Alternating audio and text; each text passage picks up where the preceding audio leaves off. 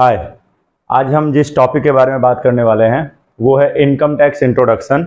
और आज से मैं आपको रेगुलर इनकम टैक्स के इंट्रोडक्शन से रिलेटेड, इनकम टैक्स से जो भी टॉपिक रिलेटेड है इंट्रोडक्शन से शुरू करेंगे और जो भी इंपॉर्टेंट टॉपिक है इंट्रोडक्शन का वो हम कवर करेंगे। एक्चुअली इनकम टैक्स जो सब्जेक्ट है वो बीकॉम फाइनल ईयर के बच्चों के लिए ज़्यादा इंपॉर्टेंट हो जाता है और स्पेशली जिन लोगों का 3 से 4 महीना में आने वाला फाइनल एग्जाम है उनके लिए बहुत ज़्यादा इंपॉर्टेंट है। तो जो भी इंपॉर्टेंट टॉपिक एग्जाम से रिलेटेड होगा मेरे तरफ से मैं आप सभी को अपडेट करता रहूँगा।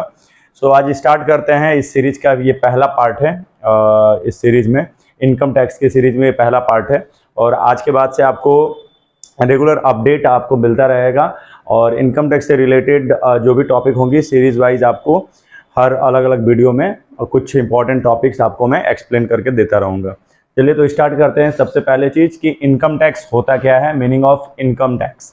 ठीक है, तो यहाँ जो लिखा हुआ है इसको समझाने से पहले मैं कुछ इनकम टैक्स के बारे में आपको कुछ इंपॉर्टेंट पॉइंट्स और इम्पॉर्टेंट चीज़ों को बता देता हूँ। पहला जैसा चीज़ है इनकम टैक्स होता क्या है। तो इनकम टैक्स का मतलब होता है जो हम अपने इनकम पर टैक्स पे करते हैं उसको हम इनकम टैक्स कहते हैं। ठीक है, एक्चुअली क्या है कि हर एक व्यक्ति जो भी इनकम कर रहा है चाहे वो किसी भी साधन से क्यों ना इनकम करे। ठीक है, हमारे देश में टोटल 5 ऐसे सोर्सेस हैं जिन सोर्सेस से हम इनकम अगर करते हैं तो हमें उस पर टैक्स देने की ज़रूरत होती है। उसके बारे में आगे मैं बात करूंगा उन 5 हेड के बारे में, बट फिलहाल के लिए इतना समझेंगे कि इनकम टैक्स का मतलब क्या है। तो इनकम टैक्स का मतलब है, 2 शब्दों से इनकम टैक्स बना है, इनकम और टैक्स। इनकम यानी कि आय, टैक्स यानी कर, यानी कि हम अपने आय पर जो कर सरकार को चुकाते हैं उसे हम आयकर कहते हैं हिंदी में। तो हिंदी में इनकम टैक्स को हम आयकर कह सकते हैं। क्लियर? ठीक है, अभी ये इनकम टैक्स हमें क्यों चुकाना होता है, क्योंकि हम सरकार के द्वारा दिए गए साधनों का इस्तेमाल कर रहे हैं, सरकार के द्वारा दिए गए रिसोर्सेज का हम इस्तेमाल कर रहे होते हैं, जिसके लिए हमें सरकार को क्या करना होता है, एक अमाउंट अपने इनकम में से पे करना होता है हर साल के एंड में। यानी कि इनकम टैक्स जो है वो हमारे पूरे साल के इनकम पर साल के अंत में हमें पे करना होता है। ठीक है, तो इनकम टैक्स हम सरकार को देते हैं और सरकार का एक सबसे बड़ा साधन होता है, सोर्स होता है, इन रेवेन्यू का साधन होता है, क्योंकि सरकार हमारे देश को चलाने के लिए या हम किसी भी देश की जो गवर्नमेंट होती है वो अपने देश को चलाने के लिए उसे ज़रूरी होता है कुछ पैसे। और ये पैसे कहाँ से आते हैं? ये पैसे जो हैं ये पैसे आते हैं हमारे द्वारा दिए गए टैक्स से, हमारे द्वारा दिए गए डायरेक्ट और इनडायरेक्ट टैक्स से। ठीक है, तो यहाँ पर डायरेक्ट और इनडायरेक्ट शब्द जो है ये भी समझना बहुत जरूरी है, क्योंकि जो इनकम टैक्स होता है वो हमारा डायरेक्ट टैक्स सिस्टम है। कौन सा टैक्स सिस्टम है? डायरेक्ट टैक्स सिस्टम है। और जो जीएसटी हम पढ़ेंगे या जीएसटी के बारे में हम सभी ने सुना हुआ है, तो जो जीएसटी है हमारा वो हमारा इनडायरेक्ट टैक्स सिस्टम है हमारे देश में। ठीक है, तो ये था इनकम टैक्स का छोटा सा एक बेसिक सा इंट्रोडक्शन। बाकी यहाँ पे क्या लिखा है उसको भी समझ लेते हैं। देखिए यहाँ पे लिखा है meaning of income tax. Income tax is a direct tax, जैसा कि यहाँ पे लिखा भी और मैंने एक्सप्लेन भी किया कि इनकम टैक्स क्या है, एक डायरेक्ट टैक्स है which is charged by the income tax department. जो कि किसके द्वारा चार्ज किया जाता है, यानी किसके द्वारा लगाया जाता है? इनकम टैक्स डिपार्टमेंट के द्वारा लगाया जाता है, जो कि किसके अंतर्गत आते हैं? सेंट्रल गवर्नमेंट के अंतर्गत आते हैं, यानी कि केंद्र सरकार के अंतर्गत वो डिपार्टमेंट, वो विभाग आता है। ठीक है, और क्या चीज के ऊपर लगता है ये? On the income earned by the assessee. SSC का मतलब होता है वो व्यक्ति जो इनकम कर रहा है या जो टैक्स पे करने के लिए लायबल है, जो टैक्स पे करने के लिए लायबल है उस व्यक्ति को कहा जाता है एसएससी। हिंदी में अगर कहें तो करदाता इसे कहा जाता है। ठीक है, सो कोई भी व्यक्ति जब इनकम करता है तो उस पर उससे टैक्स चार्ज किया जाता है और जिस व्यक्ति से टैक्स चार्ज किया जाता है सेंट्रल गवर्नमेंट का डिपार्टमेंट, इनकम टैक्स डिपार्टमेंट के द्वारा, उसे एसएससी कहा जाता है। और ये जो टैक्सेस चार्ज किए जाते हैं एसएससी से वो उसके प्रीवियस ईयर के इनकम पर चार्ज किया जाता है। अब सवाल ये है कि सर प्रीवियस ईयर क्या है? तो प्रीवियस ईयर को हम कहते हैं गत वर्ष। क्या कहते हैं?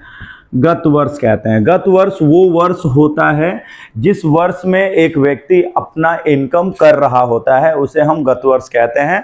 और प्रीवियस ईयर के बाद एक आता है असेसमेंट ईयर, यानी कि असेसमेंट ईयर यानी कि कर निर्धारण वर्ष। कर निर्धारण वर्ष वो वर्ष होता है, या असेसमेंट ईयर वो ईयर होता है जिस ईयर में हम अपने इनकम पर टैक्स पे कर रहे होते हैं, उस ईयर को हम कहते हैं असेसमेंट ईयर। जैसे एग्जांपल, अभी हमारा कौन सा असेसमेंट ईयर चल रहा है, तो अभी हमारा असेसमेंट ईयर चल रहा है 2022-23, यानी कि 2022-23 जो है ये हमारा असेसमेंट ईयर है, कर निर्धारण वर्ष है। और इसके पहले वाला वर्ष जो था 2021-22 वो हमारा प्रीवियस ईयर कहलाएगा। अभी फिलहाल हम जिस ईयर में है उस ईयर की अगर हम बात करें तो ठीक है, यानी कि 2021-22 में हमने जो इनकम किया उस ईयर के इनकम पर हम टैक्स पे करते हैं या कर निर्धारित करते हैं 2022-23 में। तो जिस ईयर में कर निर्धारित होता है वो असेसमेंट ईयर, जिस ईयर में हम इनकम जनरेट करते हैं, इनकम करते हैं, उसको कहते हैं प्रीवियस ईयर। ठीक है, तो प्रीवियस ईयर के इनकम पर एक एसएससी से टैक्स चार्ज किया जाता है, उसके इनकम पर टैक्स चार्ज किया जाता है सेंट्रल गवर्नमेंट के द्वारा। ठीक है, जिसे हम डायरेक्ट टैक्स या इनकम टैक्स कहते हैं। क्लियर है? अब देखो, जो टैक्स लाइबिलिटी है, tax liability is assessed on the basis of various slab. अब ये जो टैक्स लाइबिलिटी आपसे चार्ज किया जाता है या आपके ऊपर लगाया जाता है, ये कई हमारे देश में कई सारे स्लैब बने हुए हैं। स्लैब का मतलब होता है खंड, स्लैब का मतलब होता है खंड। ये जो खंड है, डायरेक्ट टैक्स के अंदर कई सारे स्लैब बने हुए हैं, तो कई अलग अलग स्लैब बने हुए हैं। जो स्लैब बनाए गए हैं लोगों के एज के हिसाब से, इंडिविजुअल की अगर हम बात करें या अगर हम किसी कंपनी की बात करें, हम बॉडी ऑफ इंडिविजुअल की बात करें, हिंदू अनडिवाइडेड फैमिली की बात करें, ये जो मैं पॉइंट्स अभी बता रहा हूँ ये सब आगे की सीरीज में आपको एक एक करके मैं एक्सप्लेन अच्छे तरीके से करूंगा।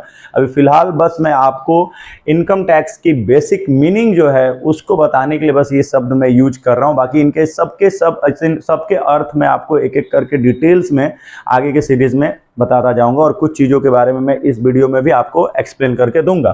ठीक है, तो वेरियस स्लैब्स के अकॉर्डिंग जो रेट्स तय किए गए हैं हमारे देश में बने हुए हैं, उनके अकॉर्डिंग अलग अलग हेड से होने वाले इनकम, यानी कि वेरियस हेड्स, हमारे देश में 5 अलग अलग तरह के हेड्स बने हुए हैं इनकम के। उन 5 हेड से होने वाले इनकम पर हम अलग अलग स्लैब रेट के अकॉर्डिंग लोगों के इनकम पर उनसे हम टैक्स चार्ज करते हैं, मतलब हम चार्ज करते हैं यानी कि गवर्नमेंट हमसे टैक्स चार्ज करती है। क्लियर है? ठीक है, अब मैं बात करता हूं यहां पर वेरियस हेड्स की, कि ये जो वेरियस हेड्स, जो 5 हेड हमारे देश में बने हुए हैं, तो 5 हेड्स ऑफ इनकम, इसके बारे में डिटेल्स में मैं अगले वीडियो में बात करूंगा। अगला जो नेक्स्ट जो वीडियो हम बनाएंगे उसमें बात करेंगे, बट अभी फिलहाल के लिए आपको सिर्फ वो 5 हेड मैं आपको बता देता हूं कि 5 हेड्स ऑफ इनकम कौन कौन से हैं हमारे देश में, जिससे कि एक व्यक्ति इनकम करता है, ओके, और उसे उस हेड से होने वाले इनकम पर उसे टैक्स उससे चार्ज किया जाता है। ठीक है, तो 5 हेड्स ऑफ इनकम के अंदर हमारा जो सबसे पहला जो है, जो 5 हेड्स ऑफ इनकम, इसके बारे में मैं बता देता हूं आप लोगों को। पहला हमारा हेड जो है वो है हमारा income from salary, income from salary. ठीक है, income from salary. Income from salary का मतलब होता है कि कोई भी व्यक्ति अगर अपना इनकम कर रहा है और सैलरी से अगर वो इनकम कर रहा है, या जिसे भी सैलरी प्राप्त हो रही है उसे भी अपने इनकम पर हमारे देश में क्या करना पड़ता है, टैक्स पे करना पड़ता है। ठीक है, दूसरा है हमारा income from house property, house property यानी मकान संपत्ति अगर हो रही है तो उस इनकम पर भी उसे क्या करना पड़ता है, उसे टैक्स पे करना पड़ता है, तो इसको कहते हैं इनकम फ्रॉम हाउस प्रॉपर्टी। फिर तीसरा हमारा है income from business and profession, यानी कि वो आय जो हमें हमारे व्यवसाय या हमारे पैसे से अगर हो रही है तो उसे हम कहते हैं income from business and profession. तो कहने का मतलब क्या है कि अगर आपको अपने बिजनेस, आप कोई बिजनेस कर रहे हैं या कोई आप प्रोफेशन से जुड़े हुए हैं और उससे अगर आपको किसी तरह की कोई अगर इनकम हो रही है तो उस इनकम पर भी आपको हमारे देश में टैक्सेस आपको गवर्नमेंट को पे करना पड़ता है इनकम टैक्स के रूप में। ठीक है, तो ये तीसरा हो गया। चौथा है हमारा इनकम फ्रॉम कैपिटल गेन, यानी कि अगर आप किसी भी तरह के शेयर्स या किसी भी तरह की चीज़ों में अगर आप पैसा अपना इन्वेस्ट करते हैं और उस इन्वेस्टमेंट से अगर आपको किसी तरह का कुछ भी रिटर्न अगर मिलता है तो उस तरह के इनकम को कहते हैं इनकम फ्रॉम कैपिटल गेन। और ये जो इनकम आप करते हो इस इनकम पर भी आपको हमारे देश में इनकम टैक्स पे करना पड़ता है। और लास्ट जो हमारा हेड है वो है income from other sources, income from other sources. Okay, so income from other sources का मतलब होता है अन्य स्रोतों से आए, यानी कि जो इनकम इन चार हेड के अलावा, मतलब इन चार हेड के अलावा जो बाकी के अदर इनकम्स हैं, जो बाकी के इनकम्स जो बच जाते हैं वो सभी इनकम आपके इनकम फ्रॉम अदर सोर्सेस में आते हैं। जैसे कि लॉटरी टिकट को खरीदना और फिर लॉटरी लग जाना, ये आपका हो जाएगा इनकम फ्रॉम अदर सोर्सेस। आप हॉर्स रेस, यानी कि हॉर्स रेस पर पैसा लगाते हो और हॉर्स रेसिंग में आप पैसा जीत जाते हो तो ये आपका हो जाएगा। इसके अलावा हम लोग कई तरह के अलग अलग गेम खेलते हैं जिसमें हम लोग जब जीतते हैं तो प्राइसेस के रूप में हमें पैसा मिलता है ना। इसके तरह आप कह सकते हो कैजुअल इनकम्स जो होते हैं, जो आकस्मिक रूप से आपको इनकम होता है, जो इनकम फिक्स नेचर का नहीं होता या रेगुलर नेचर का नहीं होता, आप कह सकते हो। इस तरह के होने वाले जो इनकम्स होते हैं उनको हम कहते हैं इनकम फ्रॉम अदर सोर्सेस। और इस तरह के इनकम पे भी हमें क्या करना पड़ता है, हमारे देश में टैक्सेस पे करना पड़ता है। तो यानी कि इन शॉर्ट अगर मैं बोलने जाऊं तो मैं ये कह सकता हूं कि जितने भी प्रकार से आप इनकम करते हो हमारे देश में, हर तरह के इनकम पे, चाहे वो लीगल हो, चाहे वो इलीगल हो, चाहे वो डायरेक्ट हो, चाहे वो इनडायरेक्ट तरीके से हो, मतलब हर तरह के इनकम पर आपको टैक्सेस पे करने पड़ते हैं। और मैं ये सारे टॉपिक्स और अच्छे तरीके से आपको जब मैं इसकी कैरेक्टरिस्टिक्स बताऊंगा, इनकम टैक्स की प्रिंसिपल्स के बारे में जब बात करूंगा तो उसमें मैं और डिटेल्स में आपको बताऊंगा। ठीक है, और इसमें मैं और इस इंट्रोडक्शन के साथ मैं और एक चीज बस ऐड करना चाहूंगा इसमें, कि आप लोगों को अगले जो वीडियो में मैं आपको इनकम टैक्स की पूरी हिस्ट्री के भी बारे में बताऊंगा। इसके बाद वाला जो वीडियो आएगा उसमें मैं आपको इनकम टैक्स की हिस्ट्री बताऊंगा। देन उसके बाद धीरे धीरे एक एक करके हम लोग आगे सारी चीजों को समझते जाएंगे। फिलहाल ये छोटा सा बस एक पार्ट था इनकम टैक्स का इंट्रोडक्शन देने के लिए, इंट्रोडक्शन की पहचान कराने के लिए कि इनकम टैक्स एक्चुअल में होता क्या है। ठीक है, तो हम लोग इससे पहले बहुत सारी चीज़ों को लेकर के इनकम टैक्स में कंफ्यूज रहते थे कि इनकम टैक्स होता क्या है या ये किस तरह का टैक्स है। तो पहला चीज़, इनकम टैक्स आयकर वो कर है जो एक तरह से डायरेक्ट कर है। ठीक है ना, तो ये जो मैंने पूरा इस वीडियो में जो मैंने बताया, बस उसका एक शॉर्ट मैं आपको बता देता हूँ शॉर्ट में कि हमने इसमें पूरा पढ़ा क्या। इनकम टैक्स क्या है? इनकम टैक्स एक डायरेक्ट टैक्स है।